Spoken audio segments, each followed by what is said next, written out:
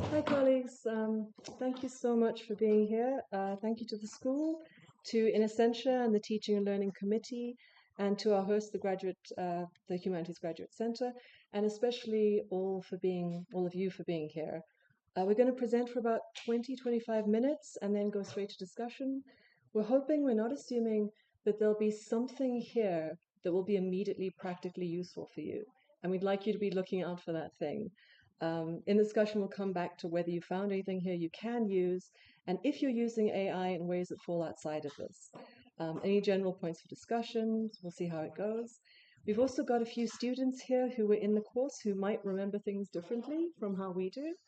So this is going to keep us honest. It's a little scary. And they're also warmly invited, obviously, to join for discussion, although you're not practicing teachers. So in this talk on engaging AI, I want to start by specifying we're really talking about a very specific type of generative AI, what I'd prefer to call predictive machines. So that's LLMs, large learning models used for parsing courses and bypassing learning. So basically GPTs, chatbots, and APTs, paraphrasing tools. And I think those last paraphrasing tools have not received enough attention in discussions in the university and elsewhere. Yeah. So I recently downloaded TikTok, which is something I thought I'd never do, but it's because I've become quite interested in these adverts which kept popping up on Facebook, and I wanted to see if they were kind of across social media. I've kind of been collecting information on how these tools, the ones that Colette mentioned, are being marketed to students. If anyone can't hear me, just raise your hand. Judging by what I've found, ChatGPT is dying a very slow death. It's no longer the thing that people are interested in. And when they are interested in it, they're using it as a secondary tool. Because, and this is the main thing that seems to be a problem with it, it's prone to AI hallucinations. So it will give incorrect information. It also tends to read more like a bot. New tools that have developed to handle this, they include HIX, Undetectable AI, Sight, and Jenny AI. And these are targeted specifically at students in higher education, with the promise that they will eliminate AI hallucinations and humanize the chatbot-generated content, making it undetectable. Sight, there, actually includes citations. So it will write a fully referenced essay for you. I really hope none of the students in the room are taking the wrong kind of notes here. And this isn't just an overseas thing. These are South African influencers up here. They pop up a lot. Gift was a Kana and Study with Mike, popping up in my FYP quite a bit. What's interesting here is what they promise students when marketing these tools, and it's that they will save time, they'll have breached the word limit, get an easy and better grade, quote, plagiarize without getting caught, and that's mainly through making the text appear more human. So what we can kind of conclude from this is that advertisers have identified what students think they need, and it has nothing to do with learning. So we've been talking about a specific type of AI. We're also been solving for a specific problem in English literary studies that I would say predates AI and even the internet, although I think that algorithmic intensification has obviously really exacerbated and accelerated this. The internet didn't create this problem. Massification and standardized testing did. Long before the arrival of the bots, I would argue, we have been training students to write like bots and to think like bots, cobbling together essays from pre-digested gobbets of text lifted from study guides and notes that just have to be regurgitated and arranged in a plausible form of an essay. There are two ironies here. One, that students of English literature produce readings of text without reading the text. And two, that students in the humanities now use AI to humanize their GPT and APT-generated essays. I think that AI should be a gift for our discipline because it brings the problem out in the open. We don't need endless readings of text that no one is actually reading. The generation of content, and I would say here, essays or articles that are just for publication credits, is not knowledge generation. It's quite the opposite. Unfortunately, I think both students and educators have a vested interest in hiding this fact and hiding from this fact. So in your neoliberal universities, students are incentivized to cheat, but so are academics. We pretend to teach students. Students pretend to learn from us while actually relying on internet sources and tools geared to passing assignments. They get their marks and their degrees, and we, ignoring this and focusing on our research, get our publications and promotions. So everyone's happy. As a trained Shakespearean, leaving Nome for one second, I face the challenge of teaching text that students pretty much never read without having it read to them, without being told what it says and what it means before their eyes move across the page. If an early modern play text exists, it exists for the classroom, and it will exist alongside a range of textual supplements that are effectively substitutes, can function as such. And this is especially normalized because of the linguistic difficulty of the texts. This is justified in England and is justified in the same way here, with, I think, more intensification. So in this environment, how could I get students to actually read the text they were producing readings of? So that instead of students being told what's in the text and then reading it, if they read it at all, students are reading actively before class, and class is centered on this act of reading. That might sound like standard English classroom pedagogy, but, and perhaps my colleagues in education will correct me, I think it's actually very rare in real-world English lit classrooms. And I found one solution, which is to stop asking for essays. Just stop. Stop making an essay the end goal and replace it entirely with learning and assessment focused on reading rather than focused on writing. At first, I did this without technology. This is many years ago, with a pedagogy that I would describe as going from expecting notes to noting expectations. So this involved requiring students to read a part of a play, and as they're doing this, note where an expectation or an assumption is created or activated. It's often a point of affect, so excitement, satisfaction, boredom, also confusion. The student could note, where do I feel confused? Where do I feel like something's going on, but I don't know what it is, right? Note that, and then let's try to figure out why you're thinking that, feeling that collectively. This mobilizes multimodal literacies, especially narrative literacies, which I would argue can actually be more important than lexical literacies. We focus too much on what all the words mean rather than the fact that this is a narrative text. And this approach also makes so-called misreadings part of understanding how the play works for an audience made up of different members with different backgrounds and knowledge at different times, not knowing what it means, but how it works. A playwright isn't an author with authorial authority. You're supposed to know what they meant. They're fallible, they're working with an audience, and they're not always succeeding. So it kind of moves students from this thing of like understanding what the play means to understanding how it's working and how it might not work, and that's entirely legitimate. So initially I'd ask students to bring their expectation notes into the classroom physically or to email them to me so I could work our discussion around them.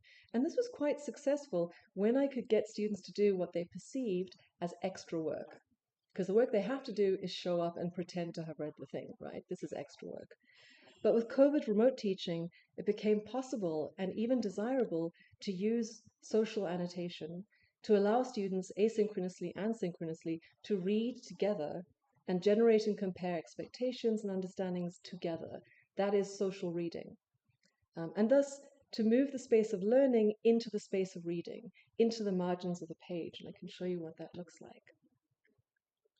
This is Hypothesis, which is the OWA, the social reading tool that we've been working with.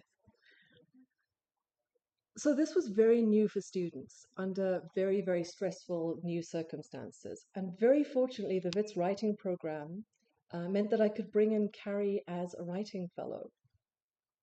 So what this meant was that in Colette's seminar sessions, we focus on students' ideas. The WF workshops played a key role in giving students a space to critically look at how they were annotating. Claimed the workshops, it was fun, turned it into a kind of thing that was just ours. It was named the Fellowship of the Revengers at one point, and then last year that switched to the Dead Playwright Society. The workshops focused on practical hows and whys of annotation, and they were used primarily for collaborative problem solving. So we addressed the evolving rules of engagement by looking at examples taken from the annotations and then workshopping how they might be handled better. This could include workshopping a wordy annotation so that it was kind of punchier, clearer, and then talking about how we might respond to it in the comments thread underneath.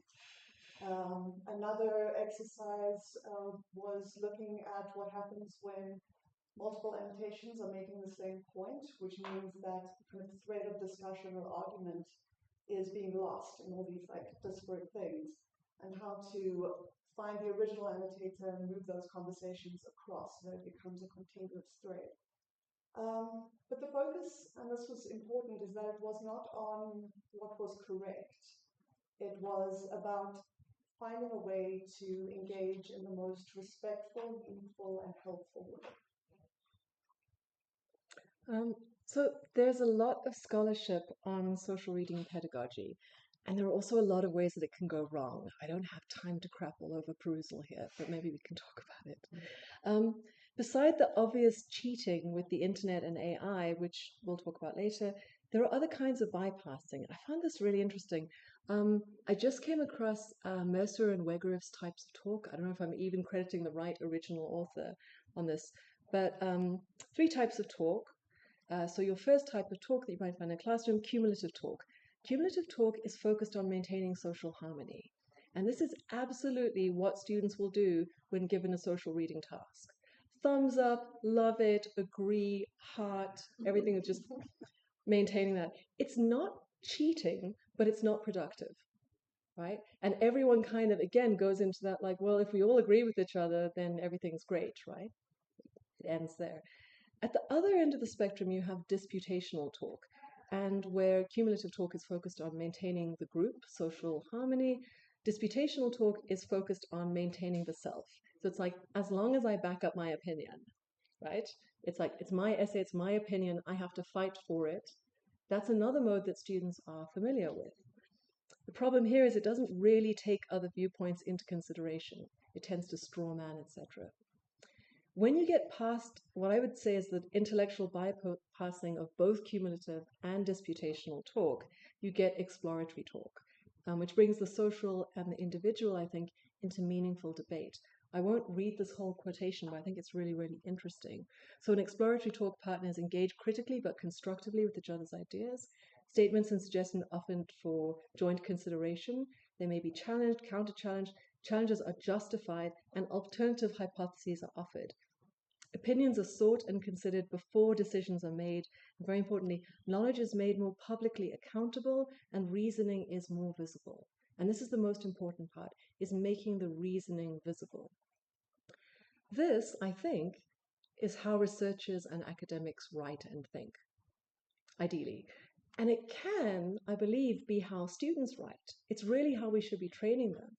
But it doesn't happen automatically, especially, I think, not in writing.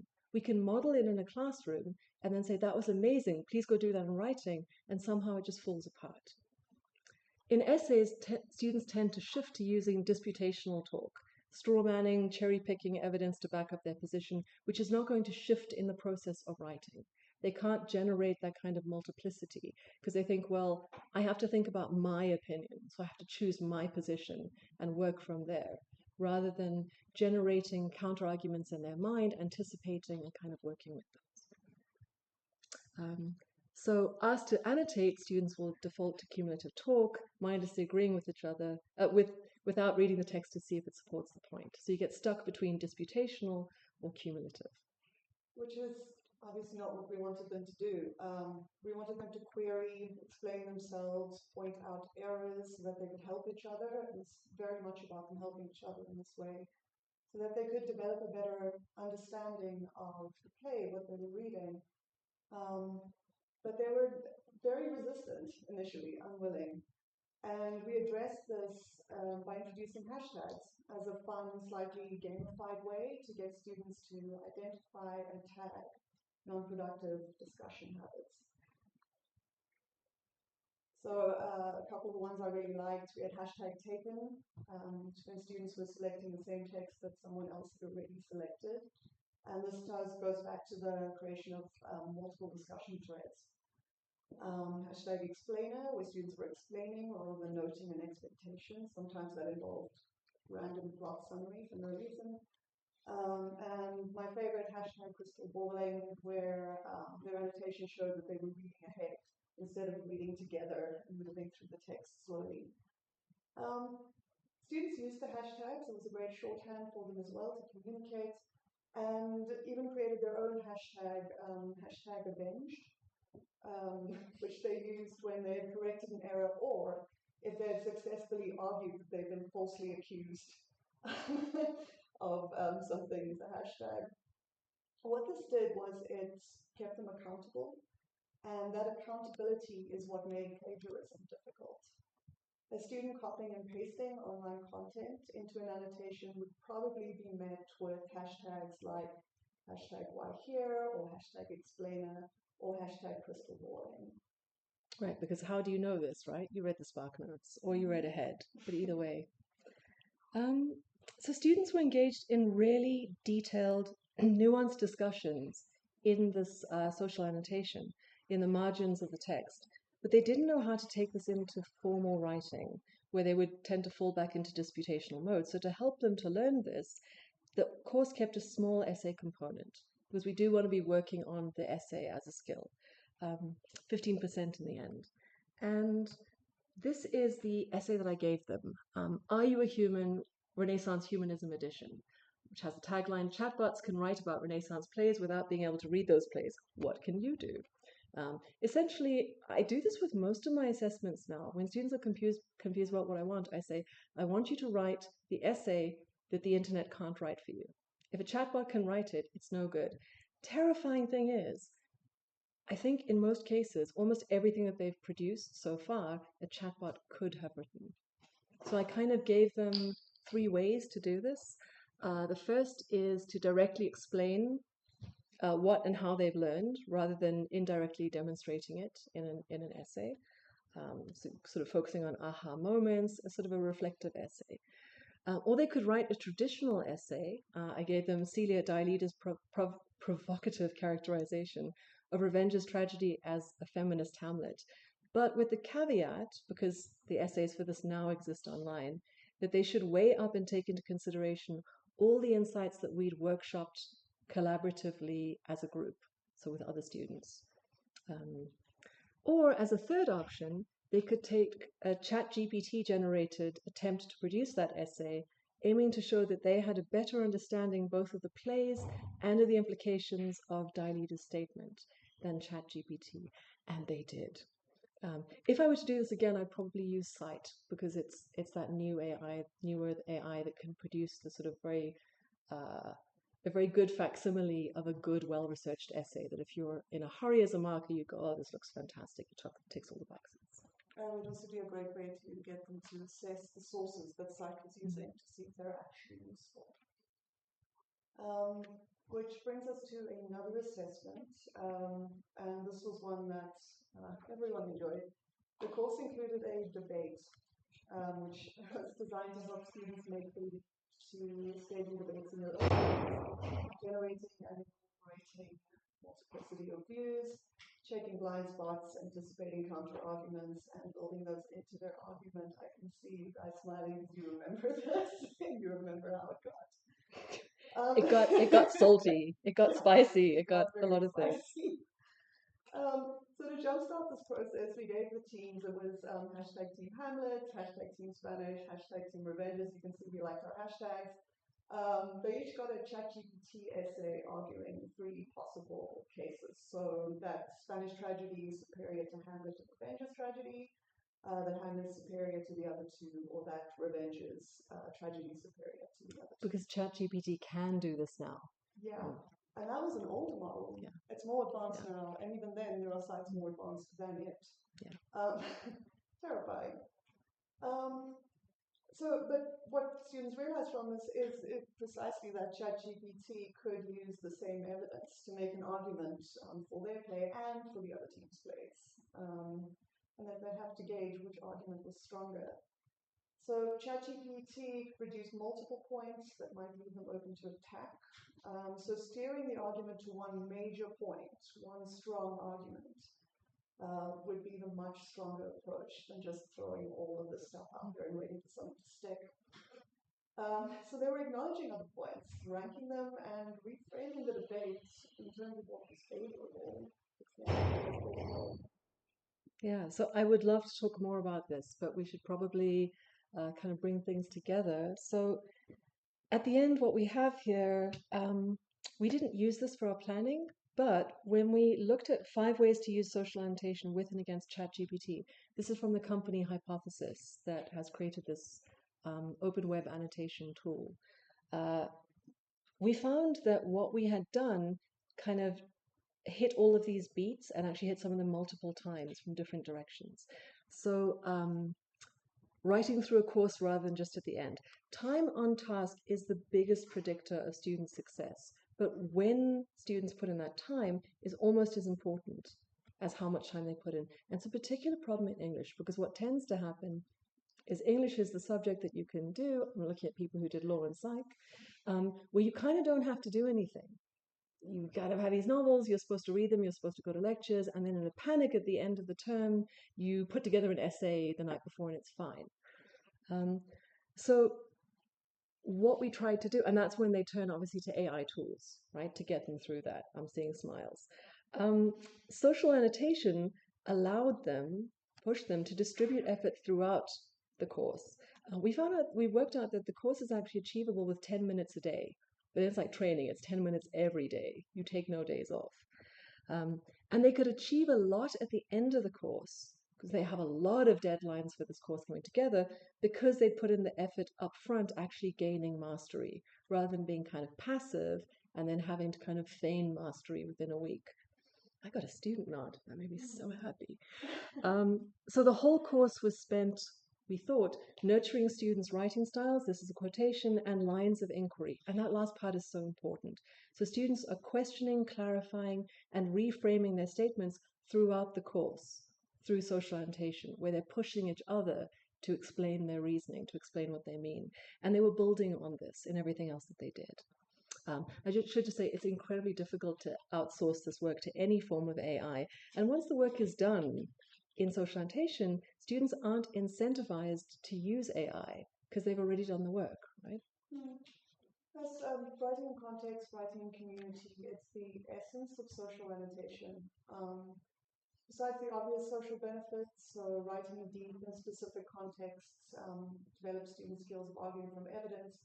They use their own and peer statements as sources in their essays, and most entertainingly in the debate, where teams went and did a bit of reconnaissance and dug up people's opinions from the annotations to use against them in the debate. Kind of like, you say this, but in the annotations you say the opposite, which was fun. This is part of why it got so spicy. But this required intellectual flexibility, and it emphasized taking ownership of ideas, and that is a really big part of this. Ideas and statements, while being prepared to come to different conclusions. It's about authenticity, rather than the low stakes and artificiality students expect from debates.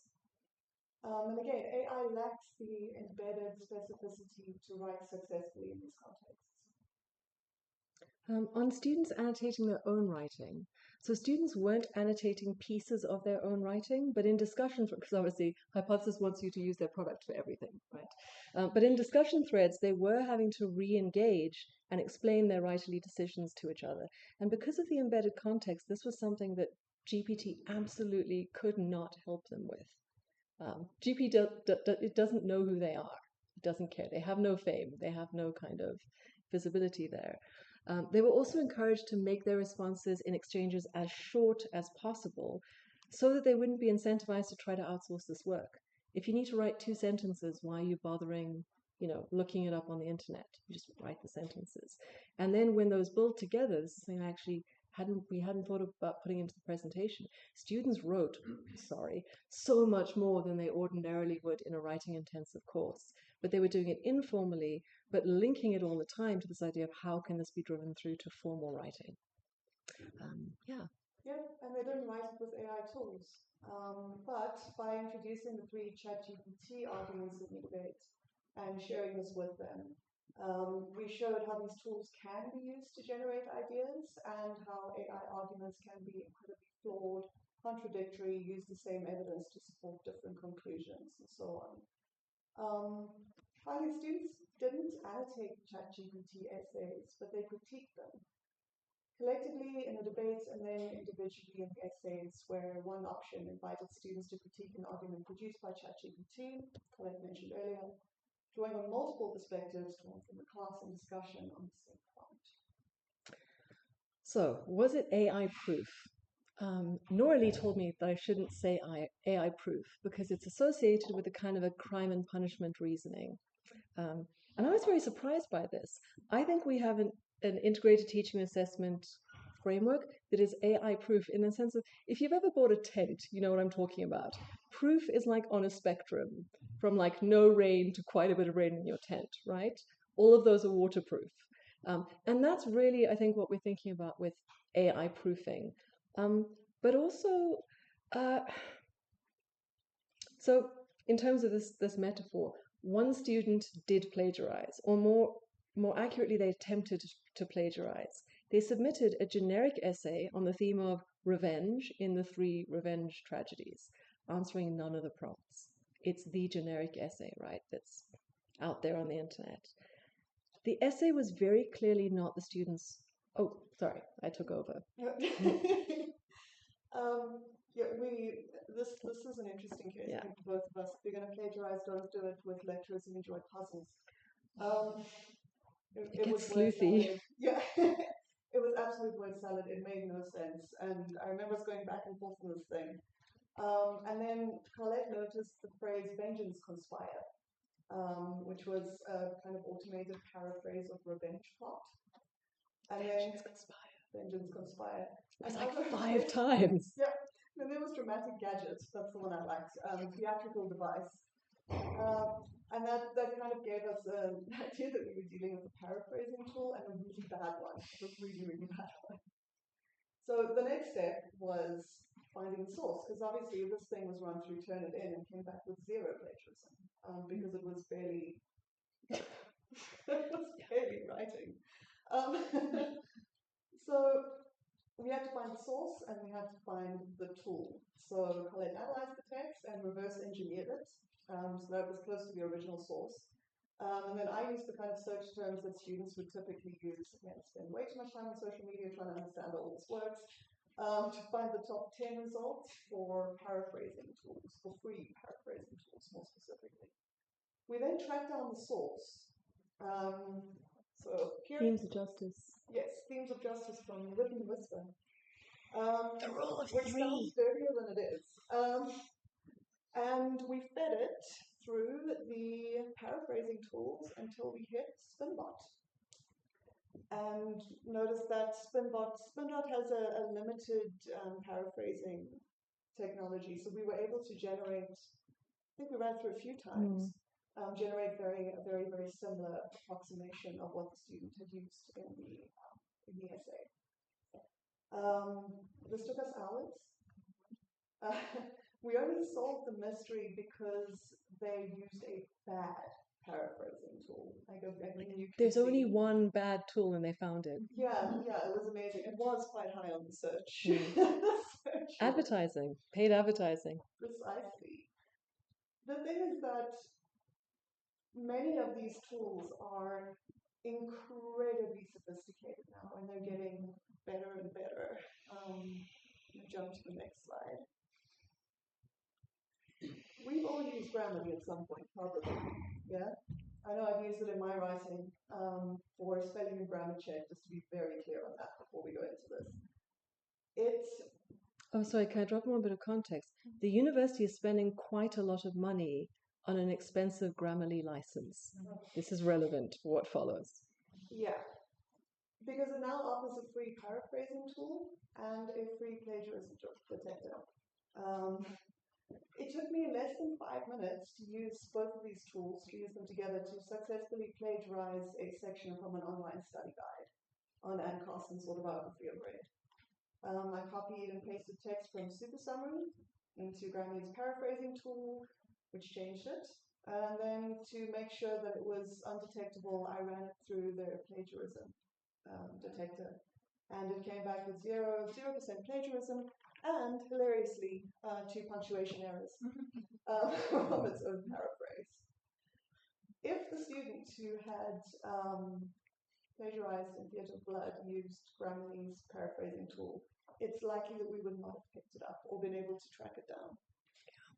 I should say the essay literally asked the student to produce something that couldn't be written by AI, and they produced something written by AI. As I said, this is a prompt that I use a lot in my teaching. And again, the disturbing fact is that this is what students are doing very successfully. We had a sit down with the student, we spoke to them, and they told us that they had done this for every essay in first year and second year, and they'd never got caught. In every course. In every course. Sorry, not just in English, across all of their courses. There are nods among students. You wasted your time in third year and second year and first year. You could have cheated the whole thing. So the issue isn't just tools, it's what we're teaching students. Paraphrasing without referencing is not producing knowledge, it's hiding plagiarism. And yet, many courses in the university are spending a lot of resources and time on teaching paraphrasing as a skill. And I have to ask, why are we focusing so much on paraphrasing if not to hide massive rampant plagiarism, rather than focusing on academic values, really? So I mentioned already that discussion about the problems of AI proof, speaking a language of crime and punishment. The way I see it, proofing is on a spectrum, and it's also about protecting. And it's about protecting the teaching and learning space, the space of learning, and it's about protecting students. So our approach actually creates an early warning system for cheating. This came up earlier. Ideally, it doesn't even get to the point of my having to write to a student to challenge them on the basis of dishonesty. I've seen that you've been, cutting and pasting into comments, which is focused on like the culprit, it's moralizing, right? But instead, they'll get hit on the basis of relevance by students. They'll get those hashtags. Why here? Explainer, crystal balling. This student was relentless. We've hidden their identities. This was the year that we had now. Why here? Why here? Why here? The student tried to plagiarize maybe about a dozen times and then just gave up because they were being hounded by hashtags. And I never needed to say, you're plagiarizing. So with this approach, students developed an embedded understanding of what constitutes academic integrity, rather than what constitutes cheating. The idea fundamentally that cheating cheats others, and that's why it's a problem, because it's undermining learning, not because you got credit for something you shouldn't have. So kind of moving it away from that disciplinary framework. Interestingly, I thought I should just mention this as a last thing. Students actually weighed in on the weighting. So they decided what would be fair based on how much effort they'd put in. And this is what the group chose. So when I said, if you really think about how much work you put into something, where should the weighting fall? This is what they chose. The student who plagiarized had bypassed social annotation. They just scraped through. We were very generous, I think. But they'd bypassed that learning. They'd barely annotated, and then they fell back on old survival habits with the essay and went straight to the cut and paste and paraphrasing tool. Ironically, the student was okay and they passed because the essay, which was awarded 0, only counted for 15% of the course. The plagiarizing student was actually protected by this assessment weighting and this approach. And I have mixed feelings about this, but I think it's an interesting outcome. So that's really where I'd like to end this and open to discussion. Thank you so much.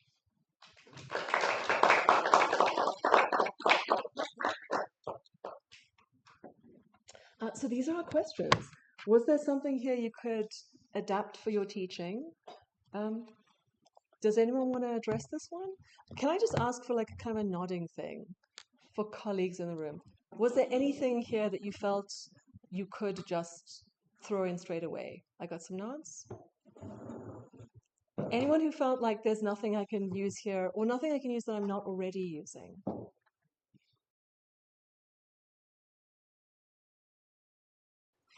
It really depends.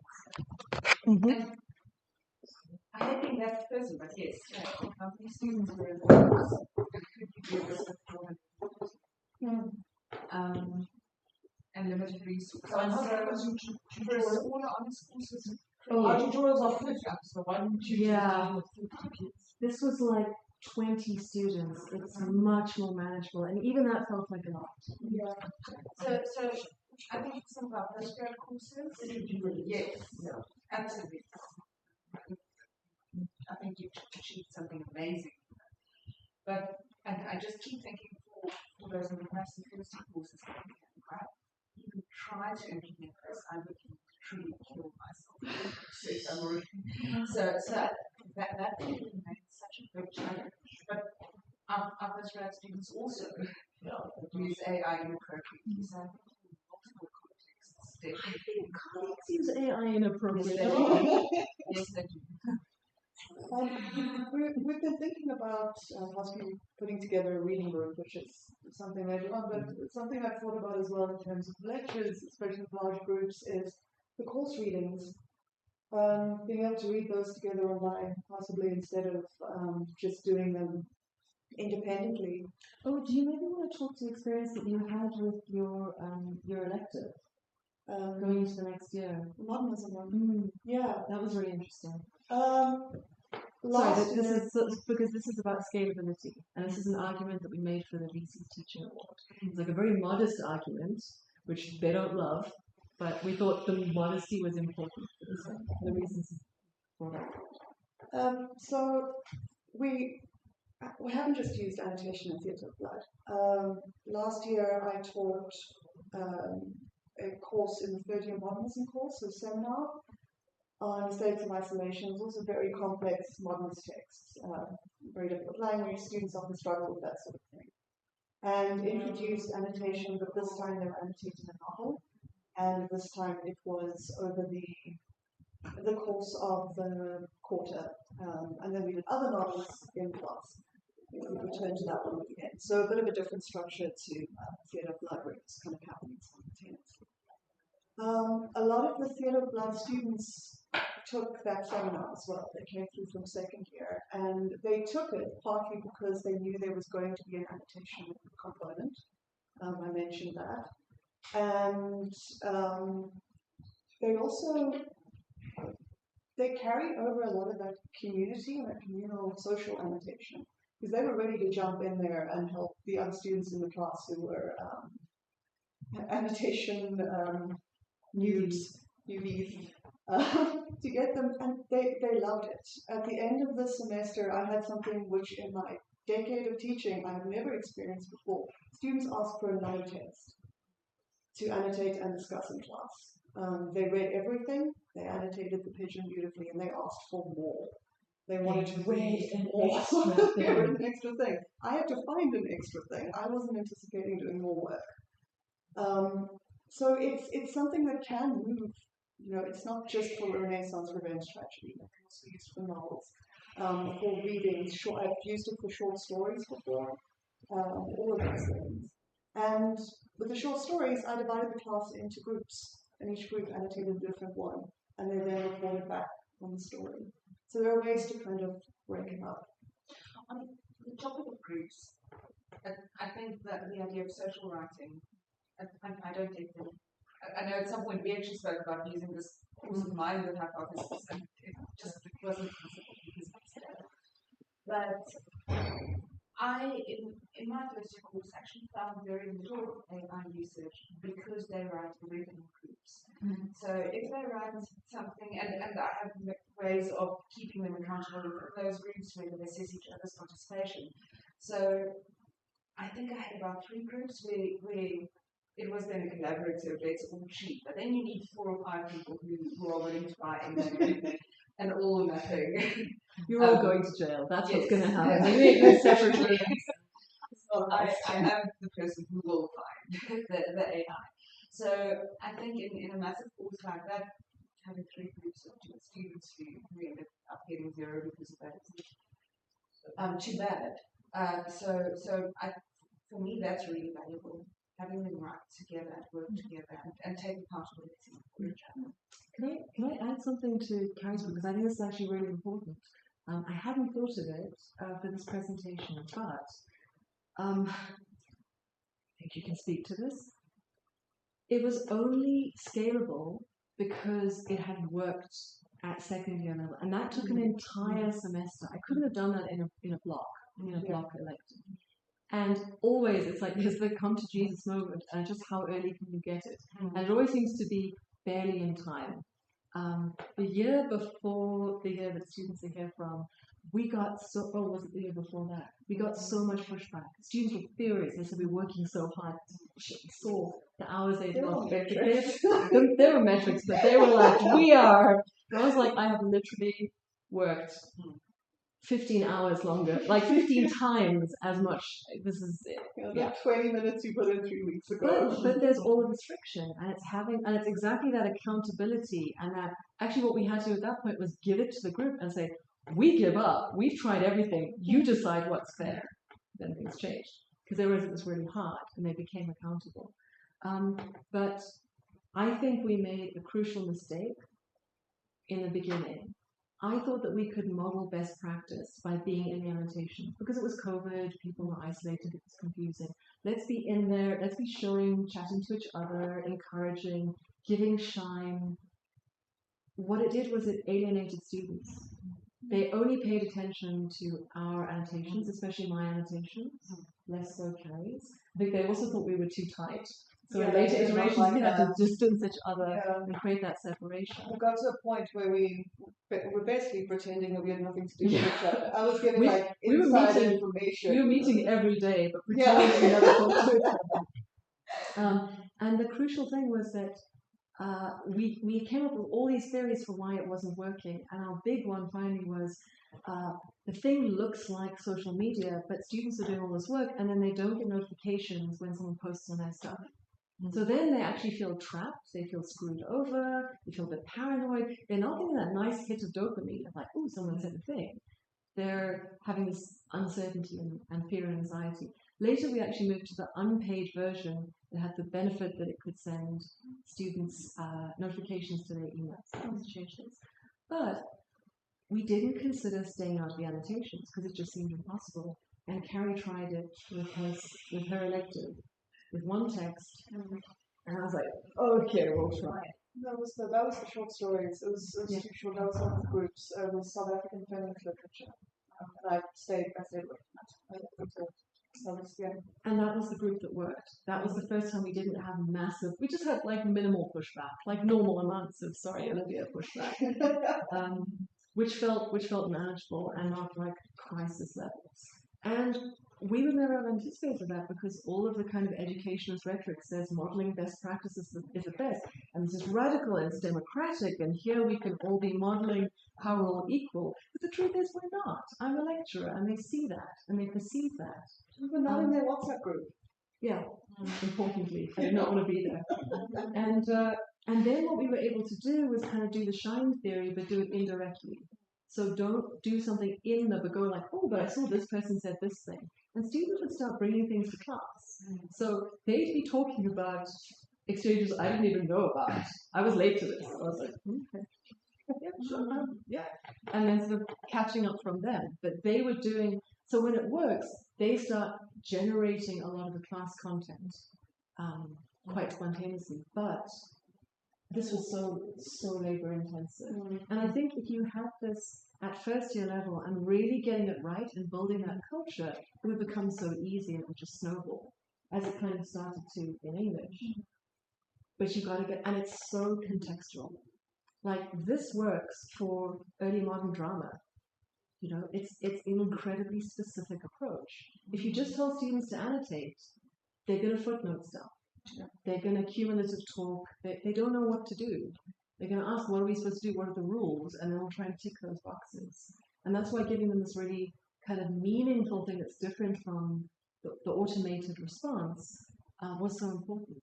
But yeah, incredibly contextual. You cannot copy and paste this. And we got asked by the VC's committee, like, how are you going to like spread this through the university? And we were like, with great difficulty. And again, they probably didn't love that, but it's true. It's just true. We've heard from students who've passed through state of blood, status of isolation, now going into artists, that they still annotate their texts, even if they're not doing insertion. So it's great that they've carried those skills over. In our course reviews as well, I mean, a lot of the feedback we got was, I finally felt like my opinion was important. I felt like I was thinking, is this the close reading that lecturers want us to do? Like, is this what it's actually supposed to look like? I feel like I finally understand, I think was the one that always stuck with me. Yeah, I know. But it was that sort of thing. It was when those started coming through, especially in the last 2 years. Well, you had an interesting, sorry, we're talking too much, but I do just want to say this thing, because I think it's so important. We were kind of disappointed this year, because this year it was perfectly successful and nice, but the good students did well, and the not good students didn't do well. There was nothing transformative, nothing changed. The students who, weirdly enough, the year before, students had thought, well, writing fellowship meetings are like, what's the word? Mandatory? No, like they're remedial, right? It's for the not good students. This year, it was all the super keen, like, overachievers who were going to those, and everyone else checked out. And that was really disappointing, because what I love about this pedagogy, Annabelle, do you mind if I use you as an example? Annabelle's brilliant. She makes great points. And somehow, white men in the class just do not see it when she says it. But I'd be able to say, but what about this point, and what about this point? And slowly get this idea across that this person's work might be worth paying attention to. We set up like most valuable player awards for different things, and then made people vote. But then also kind of like had to like push a little bit on voting to make people actually realize what was going on. And then we would see students, not that Annabelle wouldn't have been fine, but just getting recognition from others so that they were actually able to learn from those students who are maybe not the kind of traditional having the right answer, ooh, me, students in the class who tend to dominate conversation, which is one of the problems with conversation, actually, which I dominate. I'll make one last point, and I'll go over the table. I was saying, when students are writing essays, they don't see each other's work. They might compare grades, but grades are not a good indication of whether or not somebody has good ideas. And it's the ideas that you want to cultivate, because that's where the important work is happening. Developing the writing can happen. But if the ideas aren't there, if it's just being, Now I want to ask you about the thing that you did with the other students, but we should actually open up to questions. Yes. Oh. So open up to questions, but comes out later. Remember that. Any questions or comments? Can I just ask something? Earlier on, you said that your colleagues use AI incorrectly. Oh, sorry. I mean, oh no, sorry, that was not you, not Michael, not Carl. No, sorry. What I mean is, I think that academic publishing is in crisis. It's not just humanities, it's sciences. I think English was kind of the canary in the coal mine. Is that the correct line to put a canary in? It is basically people are having to publish or perish, so they are not reading. We're all writing things that no one has time to read, and then we're kind of skimming them, and the only reason we read them is so that we can write something. Right? We're not listening. It's like everyone is set to broadcast and no one's set to receive. And in that environment, you're not generating knowledge. So what I really meant is, I think, look, and also I have put together courses where I am pulling gobbets from the internet. I am stealing from other people's course materials because I'm doing things under huge time pressure and I'm cutting and pasting. Students often plagiarize by mistake because they're cutting and pasting, and I go, have I plagiarized something in my Hamlet lectures without realizing it, which is kind of intellectual property, and I've just kind of subsumed into my work now without recognizing it. So I think that's what I mean. Not that we're all using paraphrasing tools, although in like sciences and in many other disciplines, it's absolutely part of everyday. And probably we should be using it more to write emails. But if we're using it more to write emails, we should probably stop writing emails. That's just my feeling. Site is endorsed by a series of academics. If you go to the bottom of the page, people from various universities saying how much they absolutely love it. Yeah. Also, I mean, Oxford University Press closed down Oxford Press. They're now using Tegra to do their editing. It's an absolute nightmare. Yeah, it's really bad. That's AI. What else? Oh, Ted and Francis, so they're the ones who solved K-publishers. Hi. Things like Site can now, learn from Ted and Francis. Make it even harder for us to detect plagiarism. Yeah, it's bad, and the thing is we're incentivized to ignore it so that we can do our research.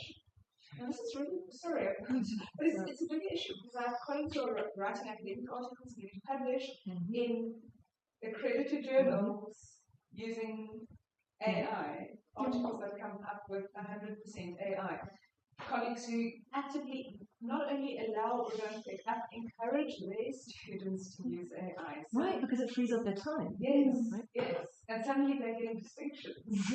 Which is What amazing. a great teacher I am, and also how productive I am. So, for every course like this, there's this massive minefield out there that we need to fight against. And It's also AI that grades. You've got bots grading bots. yes.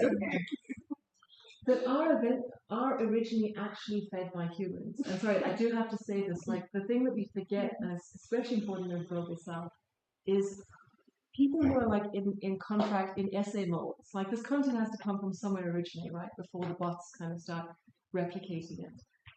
The difference between me as someone in the university who gets paid to do this good work with students and publish, and someone who is in Ghana writing essays for pay and PhDs and articles might simply be geographic and socioeconomic. I'm not necessarily a better person morally than that person. It's kind of luck of the draw. It's a very unequal system. Sorry, Letitia had her hand up and so did Olivia. I was just going to say colleagues using AI are kind of not academic ways, even not publishing. Someone who's using AI to analyze receiving, so she provides her probation and supervision. Never though. Very clever. Yeah, very clever. But that is personal reflection and using AI in that is inappropriate. So even if you're not breaking the rules, like publishing AI content, the way you use these tools also because trust, right? Because you assume when someone speaks to you, and this comes back to the thing of ownership and authenticity, that those ideas come from you, and that you're hearing me and not getting. I just have to say this is horrific. I heard the story really quick.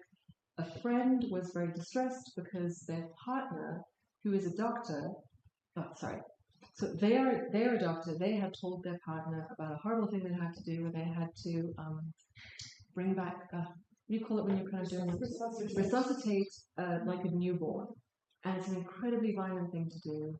And they did this, and amazingly, the newborn survived. But it's like a rib-breaking, violent thing.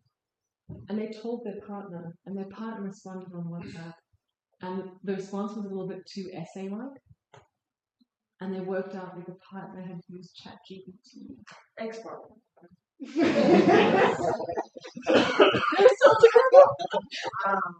Because, and I think in 10 years, if I tell the story, a table might just go, and what was the problem? The table's going to text that to you. Did they not want comfort? Did they not get comfort? I think they were just outsourcing the emotional labor because it seemed more important to manage the person than to actually risk getting it wrong. Which that was my point though, is on labor. We talk about plagiarism as well. We tend to talk about plagiarism in academic context as you copy someone's work. But there's so much nuance when it comes to There's an ecosystem. solving Yeah. patchwork writing, like you said, unintentional puzzle. I think the way that we talk about academic integrity needs to change, but possibly should have changed 3 years ago, to kind of accommodate all of these new tools. My university, my students when I graduate, and they need to know how to use AI. Publishing something AI for everything. So not teaching them that is kind of a Sorry, Maria, can we hear from Olivia, or are you having to run? So linking to the conversation, hi, I did theatre of blood. I'm a victim, a subject of the course. What I think links back to when we're thinking about authenticity, I think what comes out of it is that it's a lot of hard work, of course, and I think that's why it faces. And sorry, Dr. Wood, but whenever you teach a course, I've never seen students complain so much because you always make us do something different that we're not used to doing, and people freak out about having to do something that they're not used to doing. And I think it's about, because with hard work comes a lot of authentic emotion. Like, you sit on the thing, you do it every single day, you put a lot of work into it. Annabelle and I have been speaking to each other over the computer for like every single day for like months. And that's how like genuine connection forms out of like work. And so in the first, like, in theatre of blood was the first seminar I ever did. So it was a very unconventional experience of a seminar straight off the bat. I couldn't have reached you after another seminar. You would have been gone. You would be like, this is not like the other seminars. It really, I never felt that the conversation was any of the things that you just described. I felt like we were all authentically connected to each other in a way because we were all good working. We have a history of trauma. We did this for 4 years. Yeah. We're not talking about you. No, it's not necessarily I feel like it was genuine in the connection because we were all working through it. But again, you either were like there or you weren't. Mm-hmm. And I think it's this course that does really well for like well-performing like straight A students who are there every single lecture and are going to do the work you require from them. But like especially at first year level, if you don't want to do that work, you're not going to do it. And that's what I found, that there were people that were, oh, this is a great seminar, and there were people like, I don't understand, it's too much work and I'm never doing this again. And I feel like that's why when the course gets bigger and people don't know each other as well, it becomes hard to implement because then you have to work in groups with people you don't know. Some of them want to work, some of them don't. And then that's when the complications arise. When you've got like a small faculty like English, where we all basically know each other and we're all used to working together, I think that's when something like this can work better. It's really useful. Sorry, Marie. I'm just thinking of what I teach. So I teach digital literacy teaching to the language teachers on Parktown campus. And now, of course, they have to completely change what they're going to do now because their world has changed around them. And I mean, and one of the basics is we have to talk to them about the technology, who owns the technology, who's making money out of this technology, and where their dependence on this technology is putting them.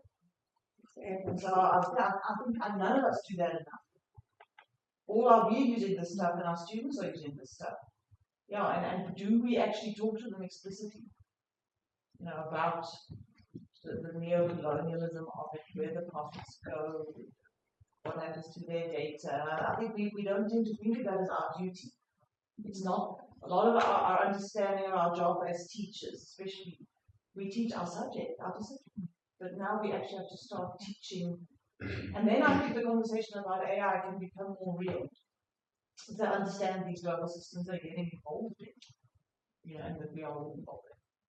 There's a great section on that in the Demystifying AI book. That is amazing. It's amazing. It's a tight resource. Yeah. I have two main points. The first one is, as a student, what I found most useful for kind of scaring me about AI. Firstly, I never use AI for anything personal or otherwise. I think it's useless. But was in philosophy last year.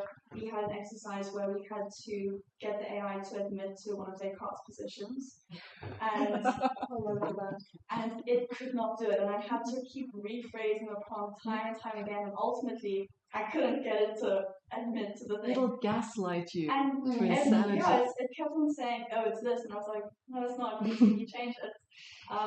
And after that, that really showed me, as a student, how useless these things can be. So I think that may be helpful if you can get students to do an exercise where they try to get it to say something that they can understand, but it can't. Anyway, so then my second point was I had a kind of different experience with these two on the Theatre of Blood seminar, and I really struggled in it. I'm an ADD student, not a public student by any means, and that every day annotating was difficult for me. Also trying to balance my law subjects and my philosophy at the same time. So that was very difficult for me, and as well, I struggled to get an impression of the texts because I was reading the dialogue and simultaneously trying to search for something that I could put out to produce a mark for myself. So I was like reading it with an agenda in my mind the whole time about, you know, trying to say something that could be interesting or valuable. And I think it's useful to an extent, and I think that the way that it like forced me to think about expectations is something that I've used in a lot of my other courses. But I also feel like I got a disturbed like experience of the text that I wouldn't have gotten if I had just gone through it in like a close amount of time of reading it like over a few days. And also with the annotations, I'm quite reserved by nature. And it's not something that I don't think that I need to work on. I think I do need to like have dialogue more. I think it's helpful, but it's also like an anxious environment for me, like trying to interact with people. And I'm like, am I going to be breeding like ill will with these people if I criticize something? And also just like having my opinion of the text constantly informed by other people's opinions.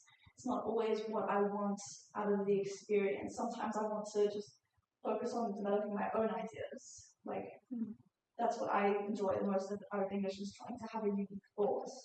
And sometimes I just feel like I felt bogged down by trying to grapple with other people's ideas, and do I need to hashtag this? Do I need to criticize this to try and improve my mark? That sort of thing. Well, I'd love to talk to you if we can swap emails at the end of this. I'd love to talk to you guys because I'm in the ADHD club. Surprisingly. Yeah. The drugs work. Yeah. I'm not on the drugs anymore. I'm Sorry, trying to stay. But I'd love to talk about just also making this more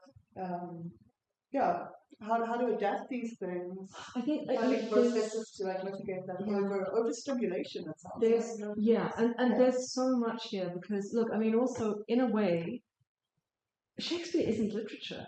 I mean, if you were to go to a play, you would be in a crowded room with a whole lot of people. There would be prostitutes trying to like get people to leave the theater. There'd be like, it would be carnage, right? It's not kind of sitting by yourself with a novel, getting lost in it.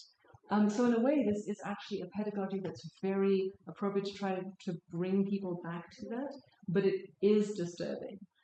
Also, this whole myth of like, just read the text, bullshit. You're always reading for something, right? So if you're reading for pleasure, you're reading for pleasure. If you're reading university, you are not reading for pleasure.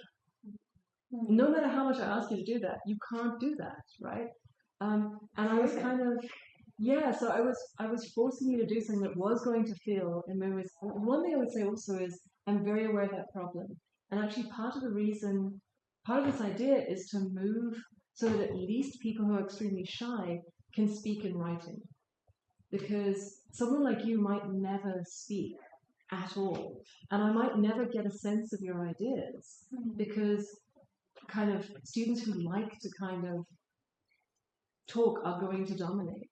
And you're not going to get to hear your own ideas either. You're just going to be too much in your own kind of privacy. So yeah, I hear you on that one. I did enjoy it. Not saying I didn't. I did enjoy the book. It's also okay if you didn't. Though. Yeah. I mean, this is like it's okay if you didn't. To be clear, also they're reading like extremely hyper-violent, problematic, gross, violent 16th century British revenge drama. It's like the pulpiest stuff. It's like There's a what corpse was in makeup.